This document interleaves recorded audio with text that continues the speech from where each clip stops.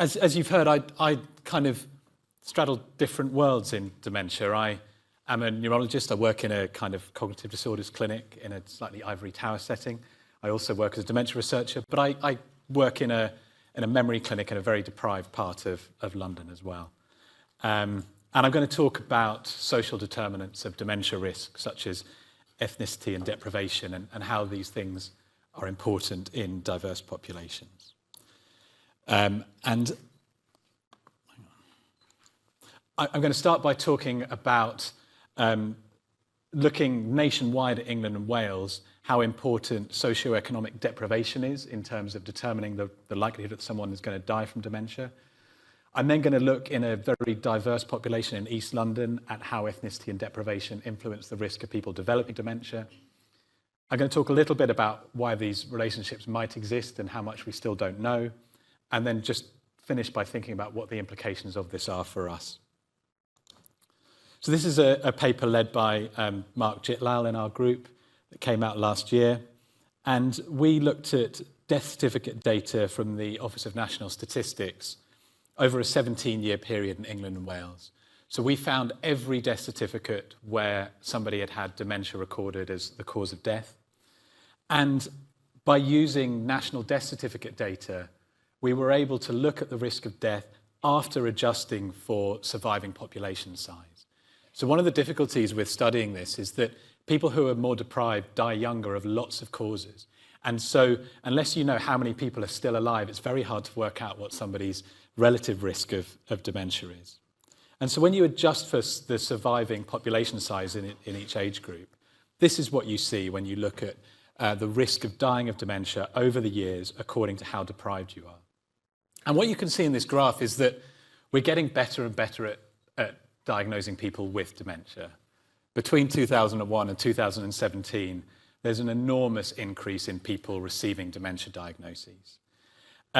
This is not due to an aging population because we're adjusting for surviving population size here. This is just about us getting better at recording these diagnoses. And you can see there's a couple of big jumps there. So between 2010 and 2011, the Office of National Statistics start calling vascular dementia dementia instead of cerebrovascular disease, and suddenly we can see all these extra cases. Between 2014 and 2015, we had a Prime Minister's challenge on dementia that included incentivization of dementia diagnosis recording in primary care, and again you get a big jump against a background of increasing awareness and improving access to a diagnosis of all-cause dementia. And the better we get at diagnosing dementia, the more we can see the disparities emerging. And so by the time you get to 2017, there's a very clear gradient of how likely you are to die of dementia according to how deprived you are, with people in the most deprived groups at substantially higher risk of dying with dementia. And in fact, in 2017, there were nearly 15,000 excess dementia deaths in England and Wales attributable to socioeconomic status, which is 21.5% of all dementia deaths that year. We also showed in this work that among people dying of dementia, those who are more deprived were dying younger on average. And also going back to what Professor Fox told us about earlier, that diagnosing dementia isn't really good enough because it just means brain failure. We want people to have diagnoses of specific diseases that cause dementia. And when you look at the risk of somebody receiving a diagnosis of unspecified dementia without a clear disease diagnosed, the less deprived you get, the more and more likely you are to have a proper diagnosis of a particular disease process. So now, focusing in on East London. So the East End of London is sort of where modern medical sociology was born.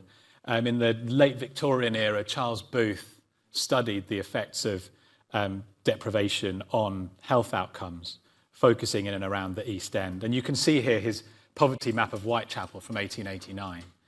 And you'll see that some of the kind of names for the categories of deprivation there are clearly very outmoded. Things like vicious and semi-criminal are not what we would use to describe population groups anymore. But a lot of the principles still remain true today. This is an extremely deprived area. So in the 4 inner East London boroughs, around 50% of the population are in the most deprived 20% of the UK.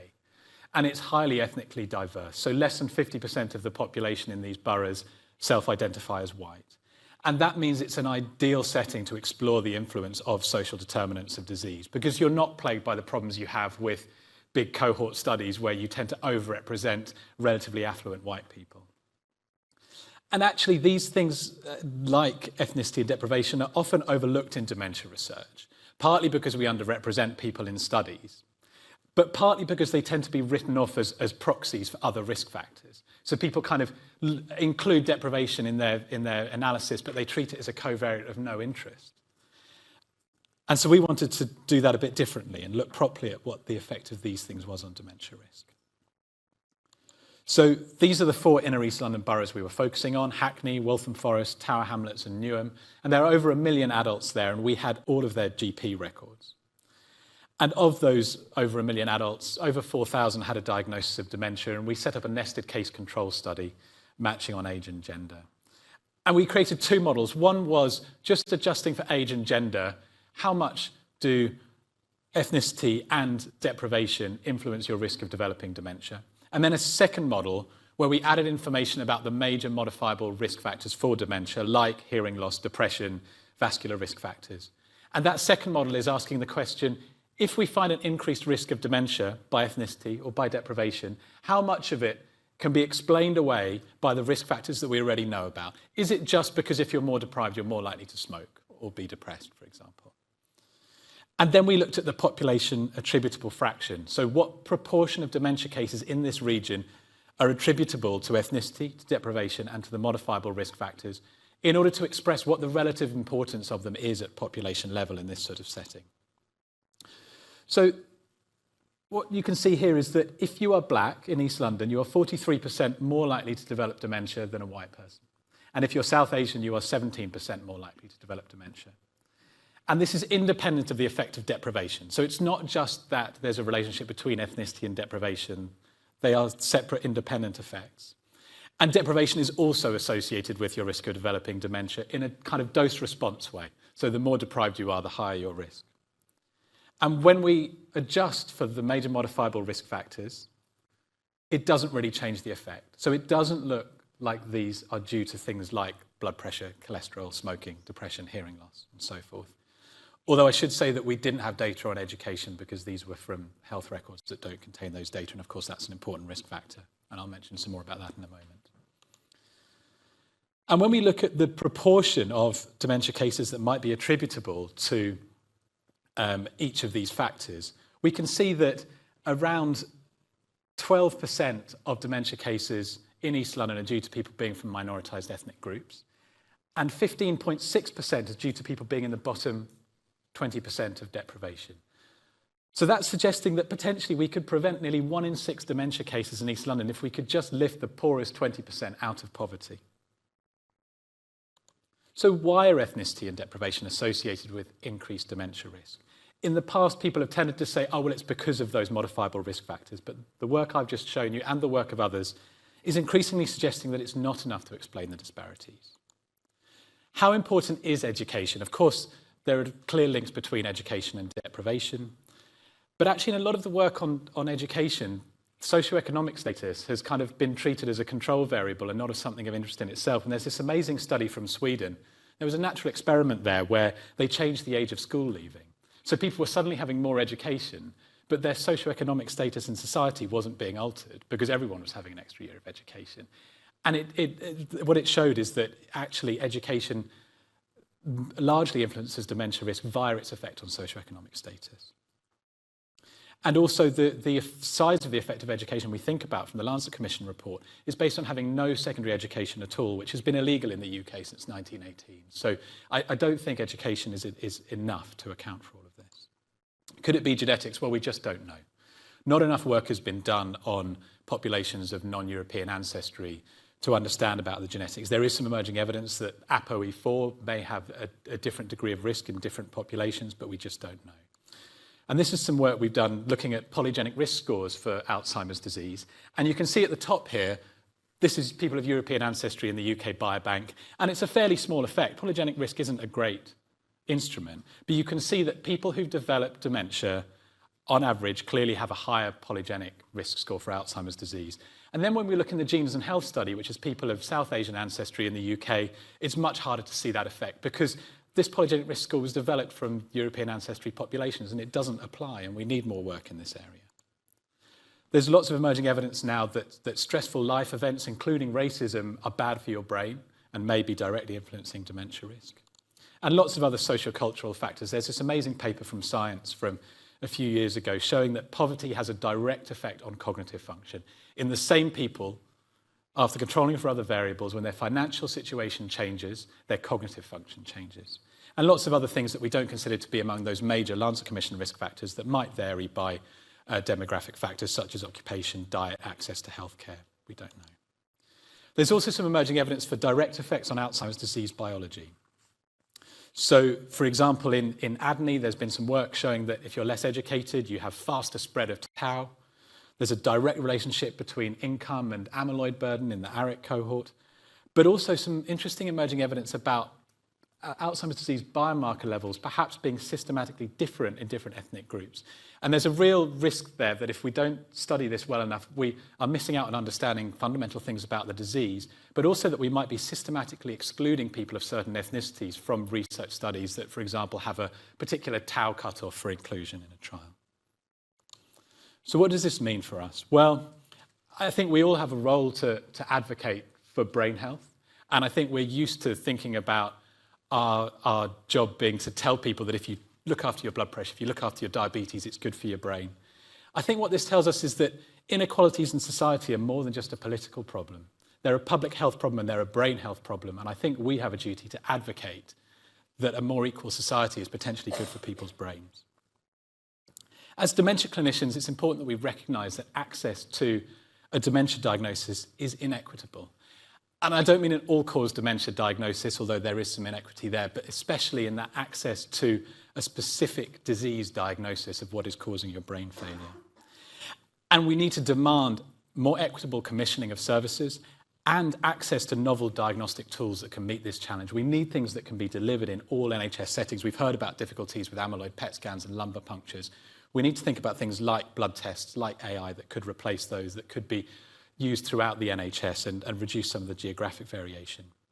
And as researchers, we have to recognise that unrepresentative research is holding back our understanding of dementia, as well as introducing fundamental unfairness in terms of making sure we're developing diagnostic tools and treatments that we know work for everybody and are free of bias.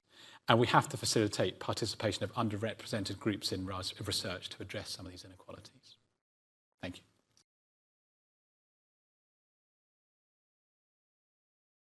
Thank you. So I thought it'd be important to just give you some background of making sure people understand what we mean by intellectual disability, because the term's been replaced from the one that's commonly used, learning disability. I'll be using interchangeably, but also highlight some of the health inequalities that have come about as a result of some surveys that have been done by the Department of Health. And to say that Down syndrome is the commonest form of dementia in people with intellectual disability, and is it to say that it's a genetic form of Alzheimer's disease. And also that we've made some great advances in the neuroimaging side of things and fluid biomarkers over the last 10 years or so in this population. So intellectual disability, what is it? It's someone with an IQ of below 70, which is below 2 standard deviations, plus poor adaptive skills, but it has to occur during the developmental phase. So if someone has a brain injury afterwards, that's not intellectual disability. And intellectual functioning, as you all know, involves a number of things: reasoning, problem solving, planning, abstract thinking, judgment, academic learning, and learning from experience. What are adaptive skills? Are basically a collection of skills which includes language, literacy, being able to deal with money, being able to live essentially independently. And also involves social skills as well, interpersonal skills, and sometimes people can behave very naively and get into trouble. So the implications of intellectual disability are, of course, slow processing of information. So if you face someone clinically, someone with intellectual disability, you might find that they take much longer to answer a question. You've got to give them time. They obviously have difficulty with abstract concepts, and we also mentioned the difficulties in communication. And all these things have an impact on health inequality. Just to mention that the term learning difficulty often uses, but that's used in the educational system.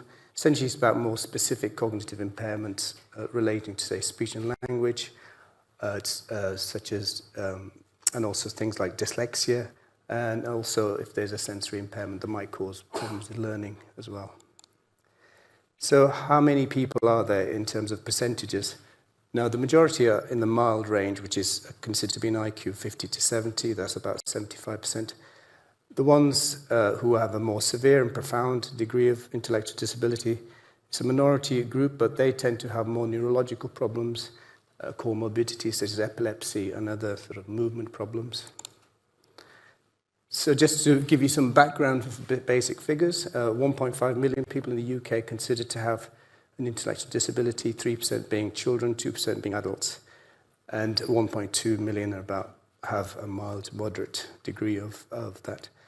One of the things with, over the years, decades, is because of improved obstetric care, we're getting more and more people with who are surviving into adulthood, and they have quite a lot of complex problems, which are proving to be quite difficult, a challenge in the clinical world. Just briefly mention that all sorts of, it's a heterogeneous group. The number of causes are multitude, genetic, acquired, and developmental. And the ones who have the mild end, they tend to be less able to sort of get an etiology on that one. So just talking about the health inequalities, we find that the premature death occurs in females in about 18. Just checking the time. 18 years shorter life expectancy in females and 14 in males. And there's issues with lack of screening and greater prevalence of diabetes and epilepsy. Going to dementia now. Sorry about the background, but I thought it was important. So here you can see very clearly that the number of people who have dementia with intellectual disability, there's a shift to the left in the curve in terms of prevalence, and the dotted line tells you all the people who have Down syndrome. So of course Down syndrome is the one where people have the most problems. And the type of dementia you get there is Alzheimer's type, and in the rest of the non-Down's population, you tend to get all the other dementias you're all familiar with. Now, there are some things to consider. For example, there are specific syndromes, such as Prader-Willi syndrome, in which you get hyperphagia and obesity, which can lead to secondary complications and obviously lead to more likely to give you some things like vascular dementia. And in the more severe end, you might get a very different presentation, where you have to rely more on observations instead of signs and sensitive symptoms.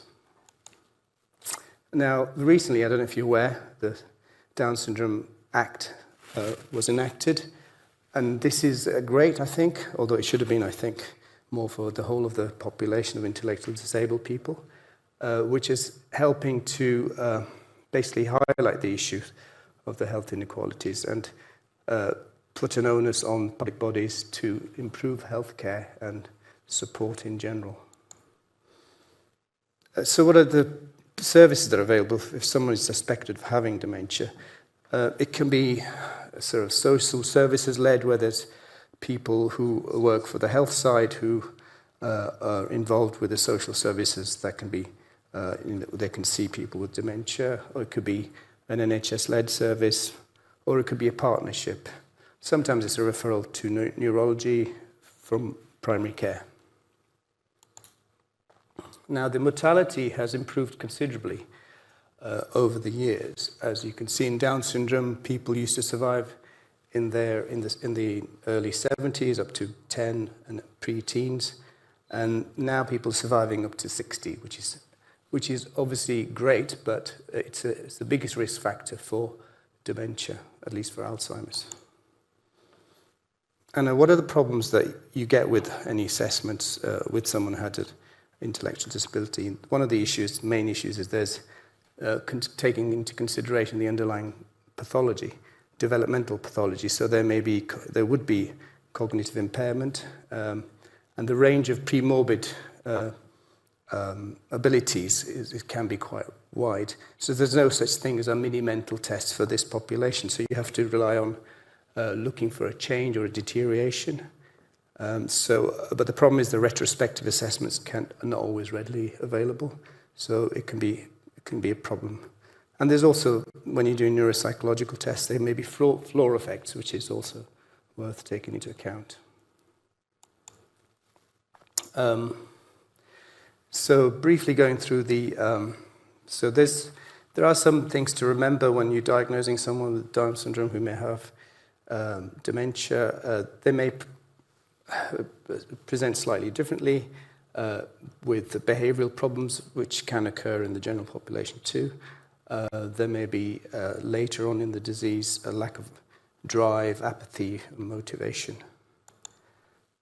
One of the other things that's important is some people may present first time with a seizure, late onset seizures, not early onset, and that has been associated very closely with the onset of the disease. In the later stages, swallowing can be a major problem. It can often be the cause of death due to aspiration pneumonia, and then the other complications are similar as in the sporadic disease, with decline in language, incontinence, emaciation, and Parkinsonism.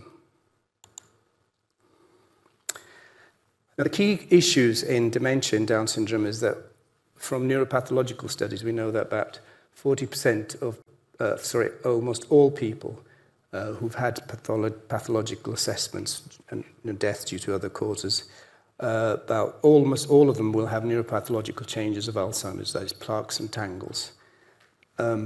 And the onset of the signs and symptoms of dementia will very likely to be dependent, again, like in the general population, on lifestyle, degree of premorbid intellectual disability, and even ApoE status. And there's a very long latency before you get the diagnosis, which is true in the general population too. And we tend to use the international classifications, such as the DSM-4, where you look for a decline, and if there's interference in everyday functioning, and of course excluding other causes that might explain a cognitive decline. We've developed CAMDEX-DS, which is based on the original CAMDEX, this is we find this a very useful way of diagnosing people with Down syndrome, which what it does is obviously look for all the symptoms, but also exclude the other things that are commonly found in Down syndrome, such as hypothyroidism. We have to exclude other things like anemia. Sleep disorders are very common. They can cause cognitive impairment as well, obstructive sleep apnea. Sensory problems have to be excluded, of course. Hearing problems are common, cataracts are common. And of course, like in the general population, mental illness. And life events, and a list of a few more. Poor social support, abuse, regression syndrome, and delirium, where there are lots of causes. I just want to emphasize the fact that I think Down syndrome and dementia in Down syndrome should be considered as a genetic condition, similar to the autosomal familial forms of dementia. Because when you do, most people with Down syndrome have a trisomy or extra chromosome 21 here. And if around here somewhere is the APP gene, amyloid precursor gene, which we think, because it's an extra copy, it produces more APP, and therefore the processing produces more amyloid. And similar to the familial forms where you get mutations presented and APP itself, this can cause mismanagement of the processing and and cause a sort of autosomal dominant form of disease. So it's very similar. And the other reason for believing it's similar is because when we've done some clinical and biomarker studies in this cross-sectional study we published, we find that the biomarker patterns are very similar to the familial forms here. So here you see, firstly you see the CSF changes in the A-beta ratios, very similar. This laser doesn't work. And you see the phospho-tau, the neurofilament light, and the hippocampal volume, which is very interesting actually, which I always sort of point that out because it starts off below the standardized difference, which may be a developmental thing. But the important thing is once you get the onset of the symptoms, then the volume changes as all the other biomarkers in a very similar manner, with a sort of a prodrome of 10, 15 years.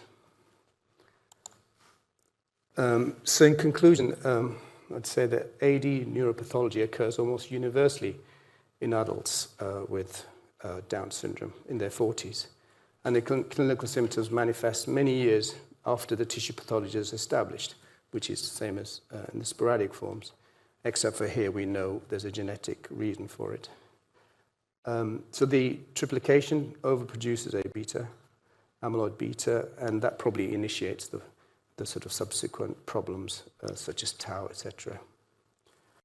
And of course, the aim is to have these disease-modifying drugs, and we're very happy to learn that this in this new, this recently announced anti-amyloid medication might be useful in this population.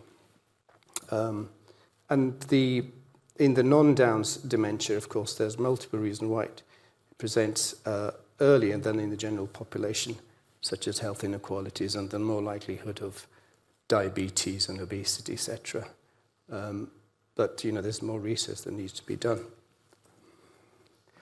If you're interested in knowing if there's a guidance for this, it's been recently has been published for a while now. This is what we've been using as a guidance for managing this condition, people with Down syndrome and intellectual disabilities. And my final slide is just to say acknowledgement to all the people who funded us, including Alzheimer's Research UK. And that's the end. Thank you.